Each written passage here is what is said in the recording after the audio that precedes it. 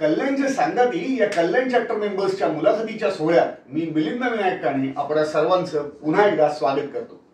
मित्रांनो, आज आपण भेटणार आहोत सई फासे यांना, कल्याण चॅप्टरच्या कोर टीम मेंबर आणि जॉली फोनिक्स क्लासेस आणि क्रंच आणि क्रिस्प याच्या सर्वेसर्वा.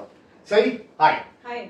आज तू मुलाखतीसाठी वेळ दिलास आणि तू आज इथे आलीस, आमच्यावर गप्पा मारणारेस, त्याबद्दल परत एकदा आभार मानतो. सुरुवात करायची? हो, नक्कीच. ग्रेट.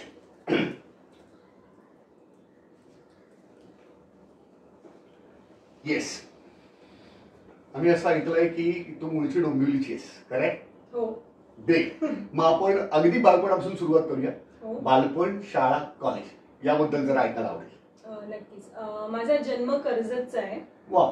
हा, आणि मी जेव्हा 5 वर्षाची झाली तेव्हा आम्ही डोंबिवलीला शिफ्ट झालो. बरं. आणि पूर्ण माझं बालपण डोंबिवलीतच गेलेलं आहे. वा, क्या बात आहे. कन्या शाळेत मी 10वी पर्यंत होती. बरं. डोंबिवली ईस्टला? हा, डोंबिवली ईस्टला. हा. आणि त्याच्यानंतर 11वी 12वी मी टिळक नगर कॉलेज मधनं केलं. बरं. हा, कॉमर्स मधनं. आणि मग ग्रॅज्युएशन पुढचं पेंढारकर कॉलेज मध्ये झालं. तिन्ही एकदम फेमस आहे. हा, तिन्ही एकदम फेमस. तर हे सगळं डोंबिवलीमध्ये झालं. बरं. आणि माझं बालपण ऍक्च्युली म्हणजे असं म्हणायचं तर एक 5वी 6वी पर्यंत माझं बालपण खूप छान गेलं, कारण लहान होती, मला खेळायला प्रचंड आवडायचं. वा, क्या बात. खूप मस्ती करायला वगैरे आवडायचं. पण त्याच्यानंतरचं बालपण जे आहे ना ते मला थोडंसं म्हणजे स्ट्रगलिंग मध्ये गेलं. ओके. स्ट्रगलिंग असं की म्हणजे जिथे मी राहायची ती आमची एक 8x10ची फक्त रूम होती. आणि त्याच्यात काय झालं, अर्ध्या रूम मध्ये चष्म्याचा काचा बनवण्याचा त्यांनी कारखान्याचा सेटअप केला होता. आणि अर्ध्या आम्ही राहायचो. त्याचा प्रचंड आवाज यायचा, प्रचंड घाणे असायची, त्यामुळे अभ्यास आणि ह्याचा मला खूप प्रॉब्लेम व्हायचा. तर ऍक्च्युली काय झालं की माझी आई होती ती म्हणजे आमच्या इथेच एक दवाखाना होता, आयुर्वेदिक दवाखाना होता. तर काळे डॉक्टर म्हणून त्या तिकडे होत्या वैद्य. बरोबर. तर ती तिकडे काम करायची, म्हणजे गोळ्या वगैरे द्यायच्या पेशंटला. तर त्यांनी बघितलं की म्हणजे ह्याच्या या सिच्युएशन मध्ये कसा अभ्यास करणार वगैरे. आणि त्यांनी मला ऍक्च्युली म्हणजे जस्ट आई फक्त काम करायची तरी त्यांनी त्यांच्या दवाखान्याची चावी दिली होती. तर मी 10वी 12वीचा अभ्यास पूर्ण त्यांच्या दवाखान्यात बसून केलेला आहे. आणि म्हणजे एक कॉमनॅलिटी ऍक्च्युली आमच्या म्हणजे त्या मॅडम मध्ये आणि माझ्यामध्ये हे होती की माझी बहीण होती ती मेंटली चॅलेंज्ड होती ऍक्च्युली. अच्छा. लहान बहीण माझी. आणि त्यांचा जो भाऊ होता तो पण मेंटली चॅलेंज्ड होता. त्यामुळे जे मी म्हणजे एक्सपिरियन्स करत होती त्यांनी पण त्यांचे लहानपणी एक्सपिरियन्स केलेलं होतं. She could understand what you are going through. Right. आणि त्यामुळे त्यांना ते होतं की नाही की मला या मुलीला मदत करायची आहे. आणि त्यांनी मला म्हणजे त्यांचं खूपच आपण म्हणू ना की उपकार आहेत असंच मी म्हणू शकते. इव्हन जेव्हा मी 8वी 9वीला होती तेव्हा मी खूप डिप्रेस झाले होते. डिप्रेस याच्यासाठी की मला असं वाटायचं की देवाने मलाच का अशी बहीण दिली. कारण जेव्हा आम्ही बाहेर जायचो लोक हसायचे आणि आई म्हणजे मी खूप मला इन्सल्टिंग असं वाटायचं. एम्बॅरेसिंग फील होतं. हा, राईट. एम्बॅरेसिंग फील व्हायचं. इव्हन ज्या सिच्युएशन मध्ये मी राहायची मला अजिबात आवडायचं नाही, कारण मला असं कधीच राहायला आवडायचं नाही. तर तेव्हा त्यांनी मला एकदा म्हणजे बसून सांगितलेलं की हे बघ, हे जे दिवस आहेत ना तुझे स्ट्रगलिंगचे दिवस आहेत.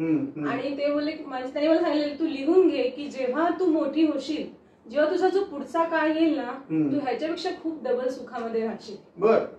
कारण त्या म्हणाला की हा माझा एक्सपिरियन्स आहे, कारण त्यांचं बालपण पण असंच गेलं होतं. आणि आताची त्यांची जी सिच्युएशन होती तेव्हा ते खूप छान होती. आणि आता जेव्हा मी मागे वळून पाहते ते शब्द मला खरंच खरे वाटतात. आफ्टर मॅरेज म्हणजे मला एक्सपेक्टेड नव्हतं की एवढं चांगलं मला घर मिळालं. ज्या सिच्युएशन मध्ये मी राहते ते एकदम ड्रास्टिक चेंज आहे. जे स्ट्रगल मी आतापर्यंत केलं आय फील की त्याचे मला काय म्हणतो आपण रिझल्ट मिळाले की हे मिळालं. You feel blessed. हा, I feel blessed actually. Excellent, fantastic. म्हणजे फार कष्टाचे दिवस तू लहानपणी पाहिलेले आहेस. 10वी 12वी खूप ऍडजस्ट करून तू अभ्यास केलेला आहेस आणि त्या याच्यात जिद्द न सोडता, गिव्हअप न करता तू आलेलीस. त्यामुळे वाईट परिस्थिती काय असते किंवा ऍडव्हर्स कंडिशन काय असते हे तू खूप जवळून अनुभवलं.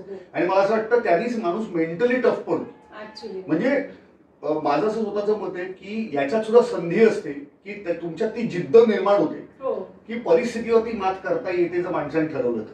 नाही, नक्कीच. आणि खूप फरक पडतो. म्हणजे मी जेव्हा 10वीची परीक्षा माझी संपली मी तेव्हापासूनच पार्ट टाइम जॉब करायला सुरुवात केली. कारण मी डिसाईड केलेलं की काही हो मी या सिच्युएशन मध्ये राहणार नाही. आणि देवाच्या कृपेने मला देवाने पण म्हणजे साथ दिली म्हणाले आणि मी मेहनत खूप केली आणि मी त्यातनं बाहेर पडले ऍक्च्युली. फॅन्टॅस्टिक. प्रश्न नाही आणि ते दिसतं. आणि आम्ही ज्या सईला ओळखतो ती सई फुल फायटिंग स्पिरिट असलेली आणि एकदम एंटरप्राइझिंग आहे आणि टिपिकल सेल्स प्रोफेशनलची जिद्द. आता अर्थात ती स्टोरी आपण पुढे ऐकूच तुझ्याकडे. ती दिसते. कॉलेज तू म्हणालीस पेंढारकर. कॉलेजच्या काही गमती आठवतात अजून? कॉलेजच्या अशा नाही म्हणजे शाळेच्या जास्त गमती जमती आहेत. म्हणजे काय मस्ती केलीस ती शाळेत जास्त केली. म्हणजे मला कसं होतं जेव्हा मी शाळेत होती ना मी खूप ऍक्टिव्ह किड होती. म्हणजे मला सगळ्या ह्याच्यात भाग घ्यायचा असता. अच्छा. जनरली डान्स मध्ये किंवा ऍक्टिंग मला खूप आवडायची. तर मी जेव्हा दुसरीला होती ना म्हणजे तो प्रसंग मला ऍक्च्युअली शेअर करायला आवडेल की आमचं एक नाटक होतं आणि त्याच्यात मला दारुड्याची भूमिका करायची होती. तर मग मला म्हणजे फर्स्ट टाइम तेव्हा शर्ट पॅन्ट बाबांनी विकत घेतली होती. मग ती शर्टाची बटणं उलटी सुलटी लावली कारण मी दारुड्या होती म्हणून. आणि माझी एंट्री होती स्टेजवर. मी एंट्री केली आणि मी डायलॉगच विसरली. आता डायलॉग काय म्हणायचं मला आठवेच ना. मग मी तेव्हा काय केलं म्हणजे जरी मी दुसरीच होती मला माहिती होतं की मला डायलॉग आठवत नाही तर मी नुसती झिंगत राहिली. मी अशी लिटरली ना 1-2-3 मिनिटं मी झिंगतच होती आणि ते झिंगता मला डायलॉग आठवला की आणि तो डायलॉग अजून आठवतो की अर्जुना उचल ती बाटली आणि लाव म्हणजे तोंडाला. पण तो डायलॉग मी अशा रीतीने म्हटला झिंगत तो इतका नॅचरल वाटला की मला फर्स्ट प्राइज मिळालं त्या डायलॉगसाठी. दुसरीच असताना एवढ्याची दक्कल जमली. तर ते मला खूप म्हणजे आणि त्याच्यानंतर म्हणजे माझा प्रत्येक ह्याच्यामध्ये ना बेस्ट ऍक्ट्रेस किंवा बेस्ट वक्तृत्व स्पर्धेत मला प्राइजेस असायचे. कारण ते माझं आवडतं आहे ऍक्च्युली की माझं कम्युनिकेशन स्किल चांगलं आहे असं मला वाटतं की तो एक प्लस पॉइंट. करेक्ट. मला वाटतं हे स्किल तुझ्याकडे आहे. या कॉन्फिडन्सवरच पुढे तू सेल्समध्ये गेलीस बरोबर. आणि तू सेल्समध्ये होतीस प्रोफेशनल म्हणून तू सेल्समध्ये नोकरी केलीस. तर त्या प्रवासाबद्दल थोडं ऐकायला आवडेल. ऍक्च्युली सेल्समध्ये मी बाय चॉईस नव्हती गेली. बाय चान्स गेली होती म्हणायला हरकत नाही. कारण माझं जसं ग्रॅज्युएशनची एक्झाम झाली मी लगेच जॉब शोधायला लागली. कारण मी 11वी ते 15वी पार्ट टाइम जॉब करतच होती. मी डेंटिस्ट कडे केला नंतर आपलं टायपिंग इन्स्टिट्यूट मध्ये वगैरे केला. मग मी आपलं 15वी एक्झाम दिली आणि मग मी जॉब शोधायला लागले. मी जी पहिली ऍड बघितली ती हे तू समर वेकेशन मध्येच करू रिझल्ट लागायच्या आधीच काय हा पहिला जॉब जो सेल्सचा तू म्हणाली तो परीक्षा झाले तू लगेच कारण मला थांबायचं नव्हतं. रिझल्टची वाट न बघता सुरुवात असं. कारण माझा एकच गोल होता की मला पैसे मिळवायचे आणि पैसे मला का मिळवायचे की माझ्या घरची परिस्थिती मला बदलायची. हा माझा एकच गोल होता.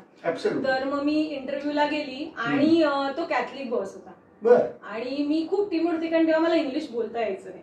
मला खूप भीती वाटायची. तर त्याने इंटरव्ह्यू घेतला तो इतका मोडका तोडका मी त्याला उत्तरं दिली पण तो पण मला असं खूप कम्फर्टेबली त्याने इंटरव्ह्यू घेतला आणि मला माहिती होतं मी काय त्या इंटरव्ह्यू मध्ये पास होणार नाही. कारण त्याने मला विचारलं तुझे काका काय करतात तर ते पूजा करतात हे पण मला इंग्लिश मध्ये सांगायला येत नव्हतं. तर मी समहाऊ ते मॅनेज केला इंटरव्ह्यू आणि मग नंतर त्याचा कॉल आला की झाली बाबा सिलेक्ट. पण मग मी ऍक्च्युली फील्डवर आम्ही काम स्टार्ट केलं. कोल्ड कॉलिंग आम्ही करायचो. पण तो जो एक्सपिरियन्स होता म्हणजे मी म्हणेल की जे माझं पूर्ण ग्रूमिंग आहे ना या कोल्ड कॉलिंगनी किंवा फील्डनेच केलेलं आहे. म्हणजे माझे जे दोन्ही बॉस होते ते कॅथलिक होते आणि ते एवढे मोटिवेट करायचे की म्हणजे ते मला सांगायचे की तुझ्यामध्ये काय आहे टॅलेंट ते आम्हाला माहिती तू फक्त ओपन अप हो किंवा कॉन्फिडंट हो. आणि मग दिवसभरात आम्ही एवढ्या लोकांना भेटायचो म्हणजे आय एम शुअर 70 ते 80 लोकांना मी रोज भेटायची आणि ज्यांची ओळख अजिबात नाही. ऍब्सोल्यूट कोल्ड कॉल्स आणि एकदम एंट्री मग इंट्रोडक्शन म्हणजे आफ्टर 2-3 इयर्स तर मला एका कॅथलिकनेच कॉम्प्लिमेंट दिलेला आर यू कॅथलिक म्हणजे एवढं कम्युनिकेशन स्किल माझं ग्रूम झालं होतं.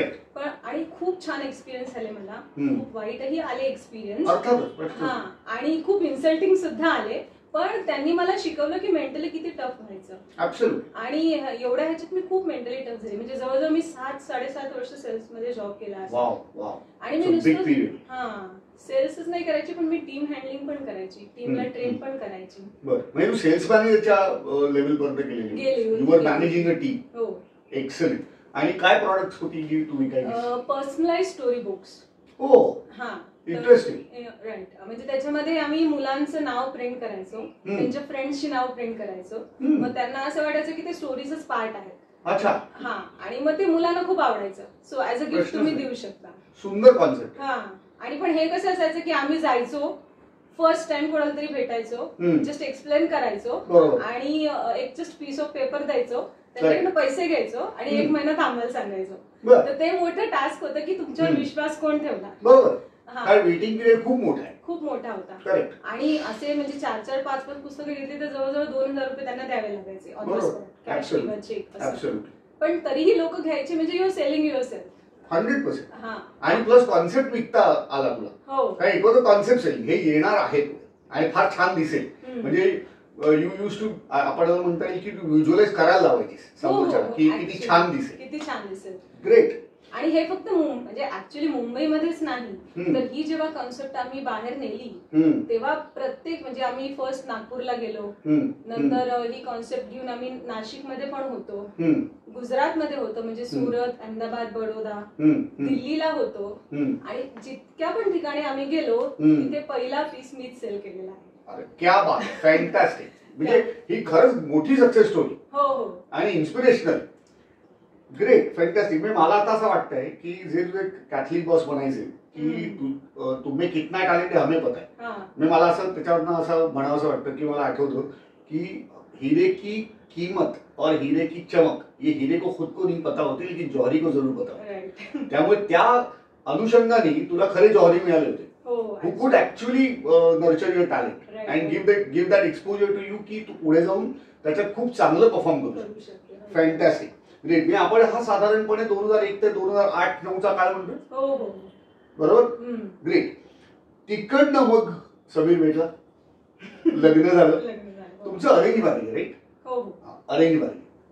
आता थोडस समीर, तुला 2 गोड मुली आहेत आणि लग्नानंतरचा प्रवास याच्याबद्दल ऐकायला आवडेल. हो, नक्कीच. म्हणजे 2010 साली 14 फेब्रुवारीला आम्ही बघायला गेलेलो. म्हणजे उलट झालं, तर आम्ही त्यांच्या घरी गेलो. कारण आमच्या आई म्हणायच्या की मुलीला इकडे राहायचंय तर तिने पहिले घर बघावं. म्हणजे मुलगी मुलाला बघायला. हा, असं. आणि माझं कसं होतं की मला ना वेस्टर्नचं खूप क्रेज होतं. म्हणजे अजूनही आहे वेस्टर्न साईडचं क्रेज. की माझं असं होतं की मला ना वेस्टर्न साईडलाच जायचंय. कल्याण तर माझं रिजेक्टच होतं की मला लग्न करून कल्याणला नाही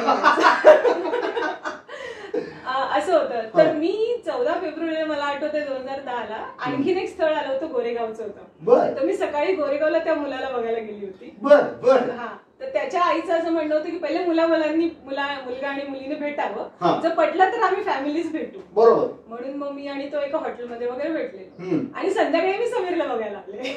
म्हणजे मला असं चॉईस करायचं होतं की बाबा तो का, आणि परत गोरेगाव म्हणजे तू वेस्टर्नला जाणार. आणि गोरेगाव म्हणजे मला तर राहायचंच आहे असं होतं. पण मग मी आली आणि मग आमची भेट वगैरे झाली. तसं समीर मितभाषी बोलत नाही जास्त, पण त्या दिवशी तो बऱ्यापैकी बोलला. आणि मग बोलणी वगैरे झाली आणि आम्ही गेलो. मग परत 8 दिवसांनी तो मला भेटायला आलेला आणि मग तो मला लॉंग ड्राईव्हला घेऊन गेला. वाह, क्या बात. हा, तर म्हणजे विथ फॅमिली परमिशन ऑफकोर्स. आणि मग तिकडे आम्ही कुठे, आय थिंक वाशी साईडला का कुठे गेलेलो. मग तिकडे आम्ही जस्ट बोला, आणि माझं काही असं एक्सपेक्टेशन नव्हतं की हा काही मला विचारेल. म्हटलं बघूया, चला आणखीन एक दिवस कसा वाटतंय, फॉर्मॅलिटी असं. म्हटलं तोपर्यंत गोरेगावचं पण काय बघूया, असं माझा त्यावेळेला होतं माहिती. तर तेव्हा आम्ही जस्ट हॉटेलमध्ये बसलो आणि ज्यूस वगैरे घेतलं, तेव्हा त्याने मला डायरेक्ट विचारलं की माझं तर ठरलेलं आहे, तू रेडी आहेस ना लग्नाला? आणि आय वॉज लाईक थांब जरा मी फ्रेश होऊन येते.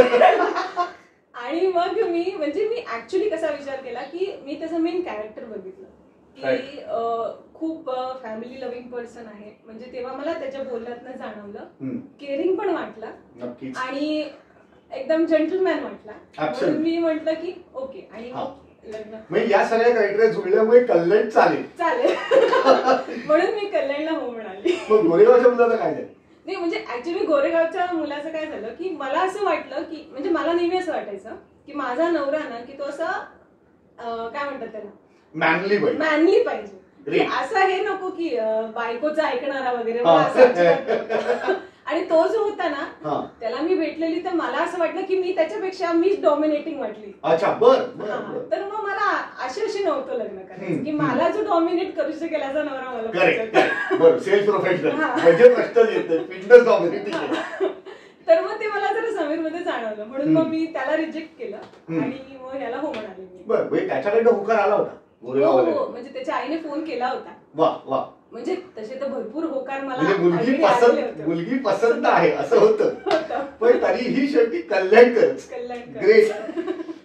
मला एक वेगळा रेफरन्स आठवतोय, आपण ऑफलाईन याच्यावर बोललेलो आहे पण आता मुलाखतीत एवढंच सांगतो की आपली अजून एक मैत्रीण आहे जिला पण कल्याणला यायचं नव्हतं पण आता 21 वर्ष कल्याणमध्ये आहे आणि आपण महाराजकडे जनरली कल्याण काय आता तिच्या इंटरव्ह्यू सुद्धा मला एक खुलवायला आवडेल. ग्रेट. सो 2010 ते 2024 14 वर्ष झाली. जेंटलमन भेटला, फॅमिली लव्हिंग भेटला, केअरिंग भेटला. आता 2 मुलींचा बाप आहे. समीर मध्ये फरक झालाय का? समीर अजूनही तसाच? अजूनही तसाच. ग्रेट. फॅन्टॅस्टिक. हे फार महत्वाचं आहे. त्यामुळे अजूनही म्हणजे ऍक्च्युली आमचं लग्न झाल्यानंतर अजूनही मला कधी कधी विचारतात की तुमचं लव्ह मॅरेज आहे का? एक्झॅक्टली. असं सगळ्यांना वाटतं.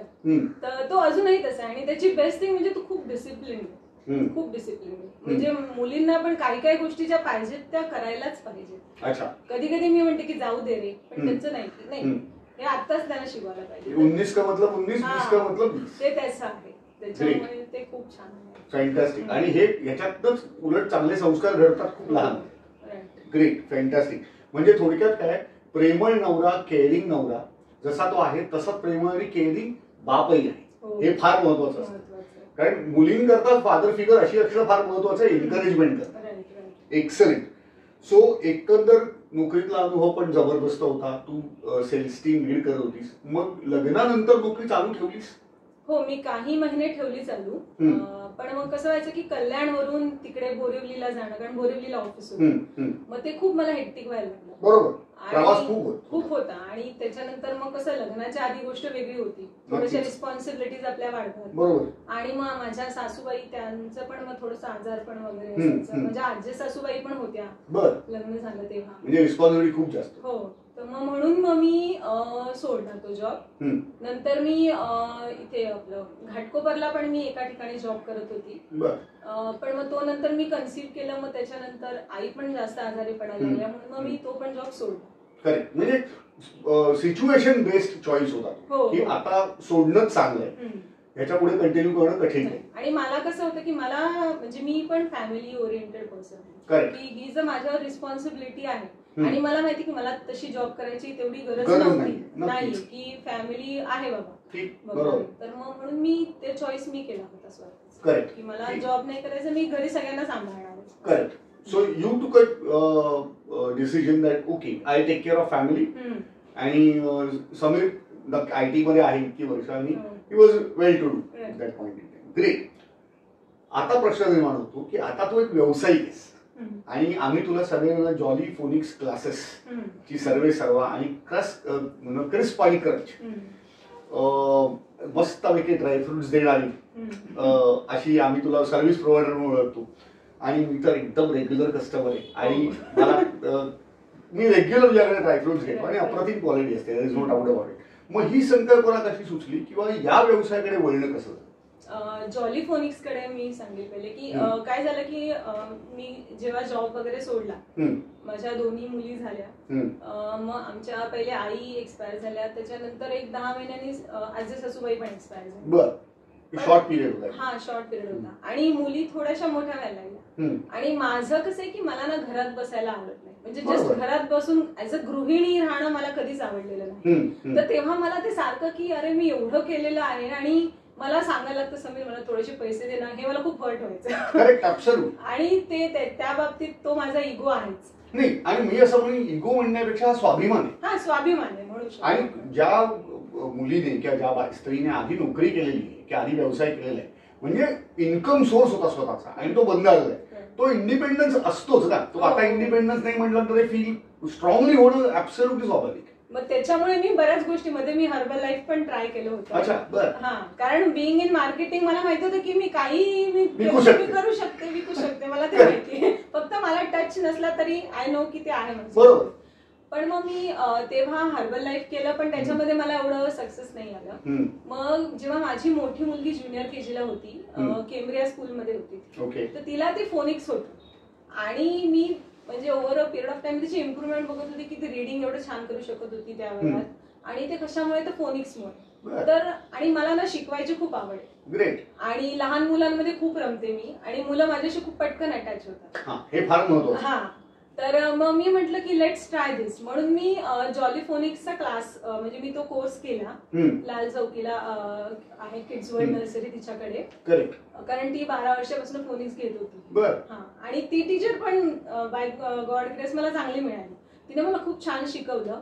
आणि मग ती मला म्हणाली की माझ्याकडे फोनिक्स क्लास चालतात, तर तू एक्सपिरियन्स घेण्यासाठी माझ्याकडे जॉब करू शकतो. तर मी 2 वर्ष तिच्याकडे जॉब केला.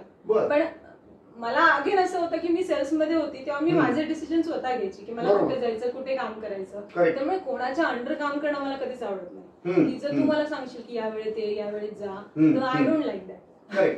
तर मी म्हटलं की ठीक आहे, आता मला माझा पण ट्राय करायचा आहे. म्हणून मग मी माझी ऍडव्हर्टाइजमेंट स्टार्ट केली. मी तिला सांगितलं की मी माझ्या घरी माझे क्लासेस चालू करणार आहे. ती बोलली तू कर, मला काहीच प्रॉब्लेम नाही. आणि मग त्या ह्याने मग मी माझे क्लासेस स्टार्ट केले. म्हणजे सुरुवातीला फर्स्ट माझ्या मित्राच्याच एका मुलाला मी शिकवलं. आणि मग मी त्याच्यामध्ये ऍक्च्युली हे खूप आले की प्रॉब्लेम्स खूप आले. मी पॅम्पलेट्स वगैरे टाकायची, बॅनर्स लावायची, पण रिस्पॉन्स येत नव्हता. जेव्हा माझी 5 मुलं शिकून गेली, थ्रू रेफरन्स माझी स्टुडंट्स वाढायला. वर्ड ऑफ माउथ रेकमेंडेशननी हळूहळू एरियामध्ये पसरलं आणि मग हळूहळू सगळ्यांना माहिती झालं. राईट. Great, fantastic. आणि वर्ड ऑफ माउथ रेकमेंडेशन काय असतं एका सेल्स प्रोफेशनल सांगायची गरज असते. पण सगळ्यांकरताच म्हणजे जे हा इंटरव्ह्यू बघणार त्या सगळ्यांकरताच मला तुला हा प्रश्न विचारला लागेल की जॉली फोनिक्स हे रिदमिक नाव असलं तरी मला वाटतं एक कॉन्सेप्ट आहे. सो तू तो सगळ्यांकरता सांगावास की जॉली फोनिक्स क्लासेस आणि नॉर्मल क्लासेस यात वेगळे पण नाही. ऍक्च्युली जे नॉर्मल क्लासेस असतात ते ट्युशन्स म्हणजे की जो तुम्हाला स्कूलमध्ये पोर्शन शिकवला जातो त्याचीच रिव्हिजन करून घेतो. बरोबर. आणि जॉली फोनिक्स हे ऍक्च्युली एक्स्ट्रा करिक्युलर आपण म्हणू शकतो, जसं अबॅकस वगैरे असतं. तर ह्याच्यामध्ये आपण ऍक्च्युली काय करतो की मुलांना साऊंड शिकवतो सगळ्या लेटरचे. आता आपले 26 अल्फाबेट्स आहेत, बरोबर, पण त्याचे 42 साऊंड आहेत इंग्लिशमध्ये. तर ते आपण त्यांना साऊंड शिकवतो आणि मग साऊंडने वर्ड ब्लेंड करायला शिकवतो.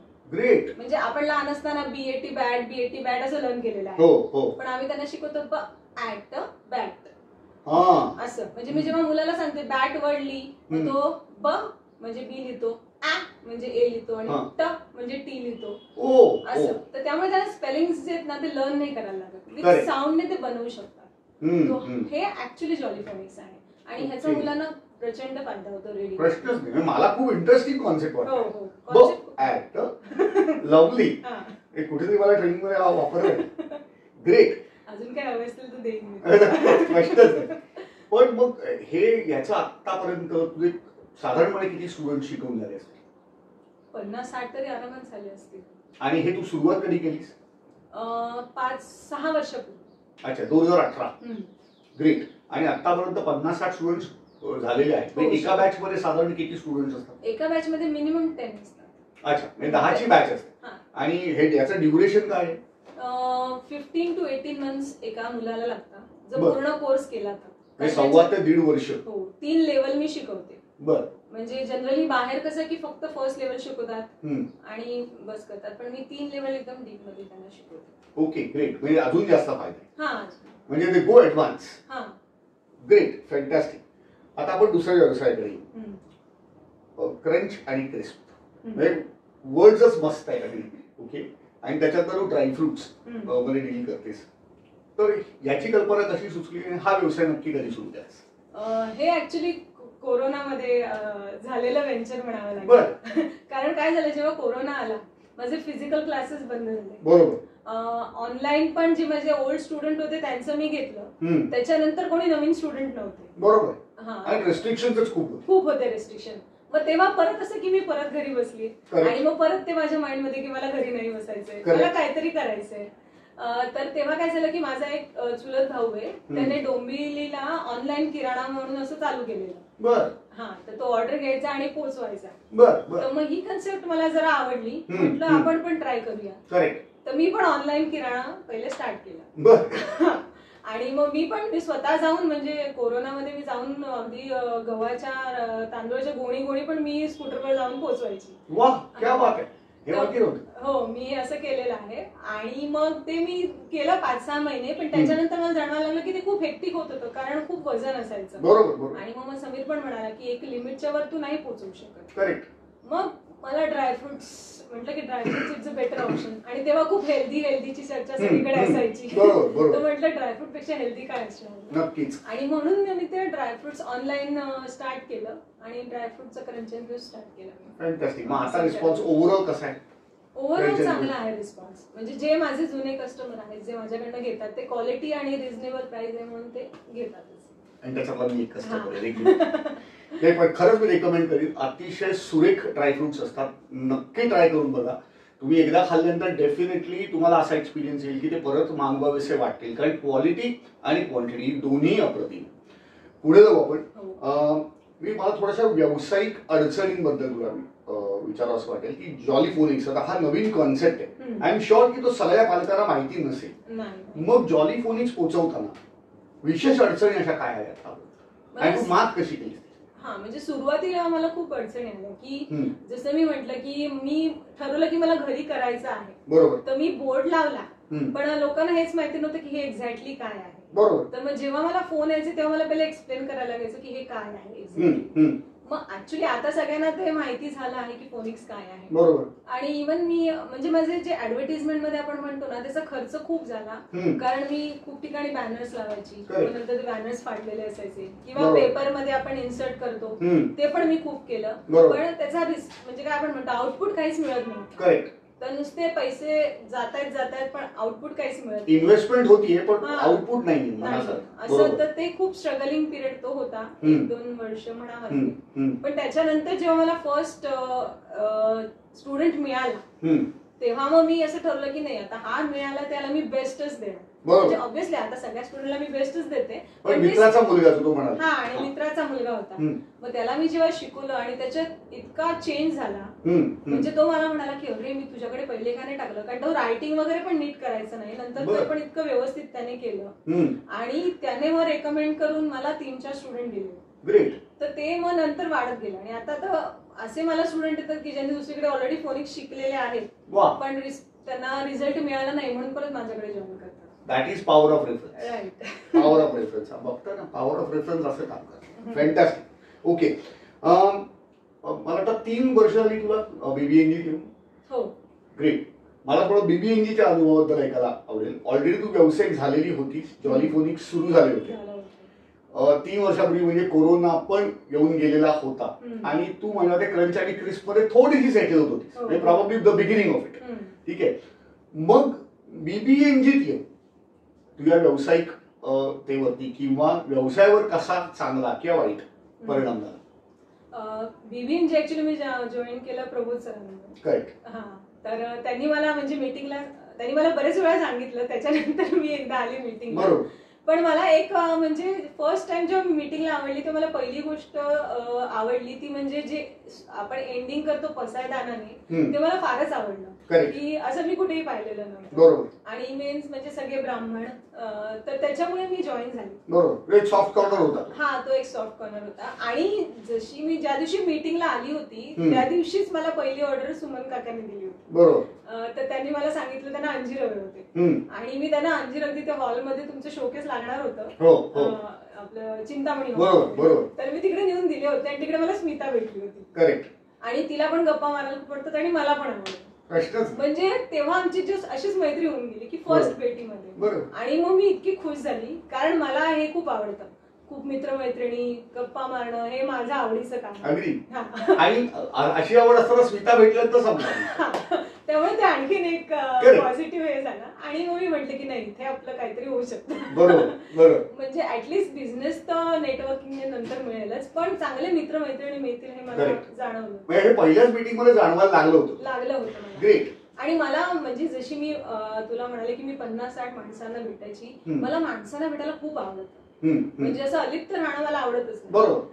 तर मग म्हणून मी जॉईन झाली आणि BVNG जॉईन झाल्यानंतर मला खूप चांगला व्यवसायासाठी अनुभव आला. म्हणजे नंतर धनंजय सरांनी पण मला फर्स्ट टाइम मी आपण गिफ्ट करतो ना दिवाळी गिफ्टिंगचं मी केलं होतं. तर पहिल्याच वर्षी त्यांनी माझ्याकडनं त्यांच्या सगळ्या स्टाफसाठी गिफ्टिंगचे बॉक्सेस घेतले होते. तो माझा पहिला एक्सपिरियन्स होता. तर बल्क ऑर्डर. हा, बल्क ऑर्डर. तर असे खूप छान मला एक्सपिरियन्स आले BVNG मध्ये. फॅन्टॅस्टिक. आणि तुझी घोडदौड आम्ही बघतोच. फोनिक्सचे क्लासेस सकाळी असतात आणि तू ते मॅनेज करून कोर टीम मीटिंगला येतेस. तू आता कोर टीम मध्ये आहेस कल्याण चॅप्टरच्या. कोर टीमचा अनुभव कसा वाटला? कोर टीमचा अनुभव खूप छान आहे. म्हणजे असंही त्या कोर टीम मध्ये गेल्यावर असं वाटतं की आपण काहीतरी थोडस रिस्पॉन्सिबिलिटी आपली वाढली की आपण हे करायला पाहिजे, किंवा ऍक्च्युअल BVNG काय आहे, कसं काम करतं ऍज अ मेंबर आपल्याला कळतं, पण त्याच्यापेक्षा जास्त जेव्हा आपण कोर टीम मध्ये जातो एक्सपोजर वाढतं. ओबीजला किती काम करावं लागतं हे पण मला कळतं. आणि आपल्याला जर फ्युचरमध्ये ओबी व्हायचं असेल तर आपल्याला काय तयारी ठेवावी लागेल निश्चितपणे. आणि इट इज अन ऑपॉर्च्युनिटी विज अ विज रिस्पॉन्सिबिलिटी. रिस्पॉन्सिबिलिटी आली की ती ऑपॉर्च्युनिटी मिळणार, पण ऑपॉर्च्युनिटी जर कन्सिस्टंट हवी असेल तर रिस्पॉन्सिबिलिटी घ्यावी लागेल. As rightly it is put, with the greater responsibility, with the greater opportunity comes a higher responsibility. As simple as that. Great. Networking फोरमचे फायदे विशेष रूपाने काय आहेत असं तुला वाटतं?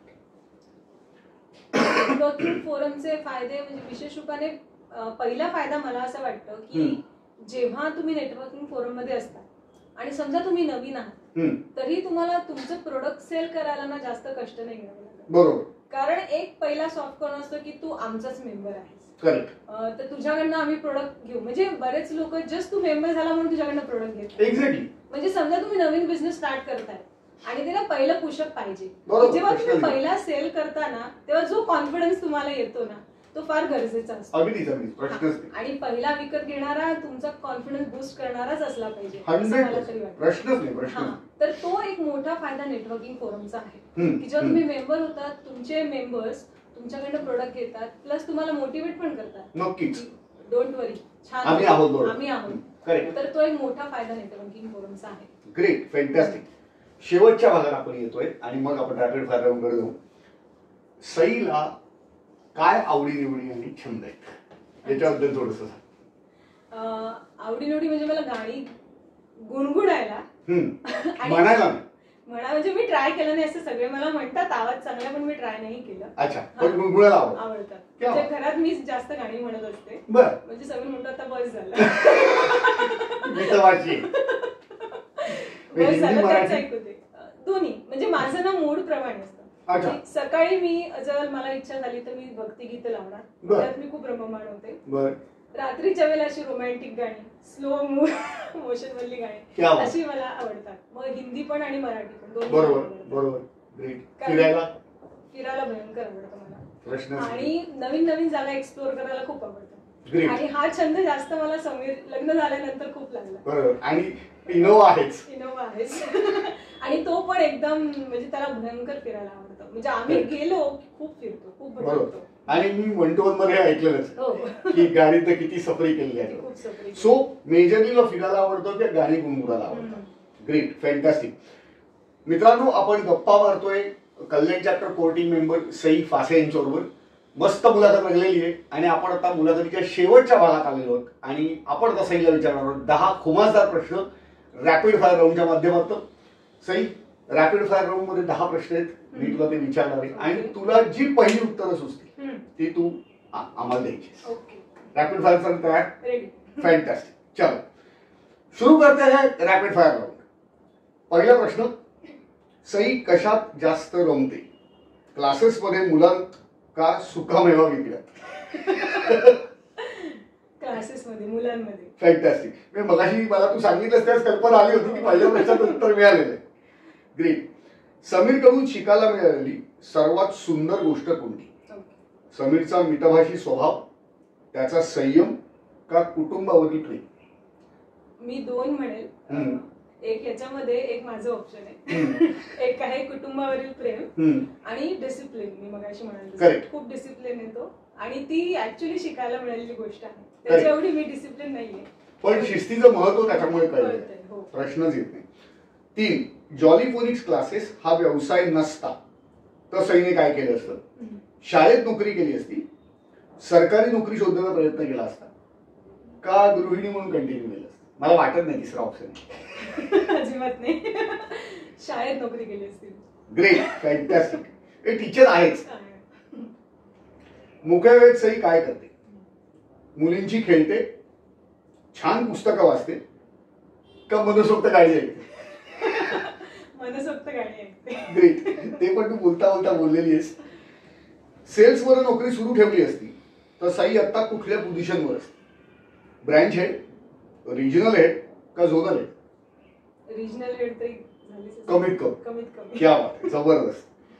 6वा प्रश्न, सईला वीकेंडला काय करायला आवडतं?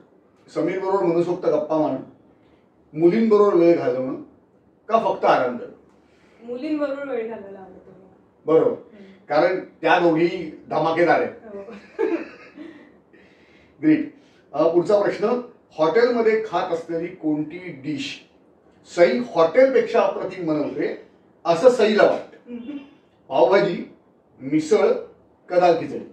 डिफिकल्ट प्रश्न. कारण मला तेवढी स्वयंपाकाची आवड नाहीये, पण मिसळ मी चांगली बनवते असं मला वाटतं. ग्रेट. म्हणजे आता हे मिसळ चांगली होते का नाही पहिल्यांदा समीरला विचारावं लागेल. फॅन्टॅस्टिक. पुढे जाऊ आपण. 8वा प्रश्न, कल्याणशिवाय स्थायिक व्हावं लागलं तर सईला कुठं स्थायिक व्हायला आवडेल? पुणे, बँगलोर का मुंबई? मुंबई. वेस्टर्नचं प्रेम अजून गेलेलं नाही. गाडीने फिरण्याची सर्वात आवडती जागा कोणती? कोकण, गोवा का केरळ? केरळ. वा, क्या बात आहे, जबरदस्त. आणि मला वाटतं केरळ अजून झालेलं नाही गाडी. 2दा झालं. अरे वा, म्हणजे तिसऱ्यांदा पण जायला आवडेल. ग्रेट. आणि सर्वात शेवटचा प्रश्न, नेटवर्किंग फोरमवर जॉईन होऊन सर्वात मोठा फायदा कोणता झाला असं सईला वाटतं? खूप मित्रमैत्रिणी मिळाले, खूप व्यावसायिक कॉन्टॅक्ट झाले, का व्यवसाय कसा करावा नक्की हे शिकायला मिळालं? व्यवसाय कसा करावा हे शिकायला मिळालं मला. म्हणजे मी प्रत्येकाकडनं काही ना काहीतरी शिकली आहे. आपले सगळे मेंबर्स आहेत, बरोबर, म्हणजे असं पर्सनली सांगता नाही येणार, पण काही ना काहीतरी आहे की हा मला असं वाटतं की हा ह्यांच्याकडे हे चांगलं आहे, हे आपण शिकावं. इव्हन आरतीशी पण मी खूप टच मध्ये आहे, तर आरतीकडे ही गोष्ट चांगली आहे तर ही शिकावी. म्हणजे जो प्रत्येकाकडे चांगला गुण असतो त्याच्याकडनं शिकण्याचं मला खूप आवडतं. हा, मी म्हणजे हे करते की हा मला माहिती की ह्याच्यात हा चांगला गुण आहे, आपण पण असं केलं पाहिजे. तर ते पण मला म्हणजे perfect sales professional. Adaptation is must. If you like it then adapt it. Great, fantastic. तू 10च्या 10 प्रश्नांची मस्त उत्तर दिलीस सई. तू आज इकडे आलीस, आम्हाला वेळ दिलास, ही मुलाखत दिलीस, त्याबद्दल मनपूर्वक आभार. थँक्यू. मित्रांनो, आज आपल्याबरोबर गप्पा मारायला होत्या सई फासे, कल्याण चॅप्टर कोर टीम मेंबर आणि जॉली फोनिक्स क्लासेस आणि क्रिस्प आणि क्रंच याच्या सर्वेसर्वा. आज ही मुलाखत आपण इथेच थांबवू. पुढल्या भागात एका नवीन कल्याण चॅप्टर मेंबरला घेऊन भेटू. तोपर्यंत काळजी घ्या. धन्यवाद.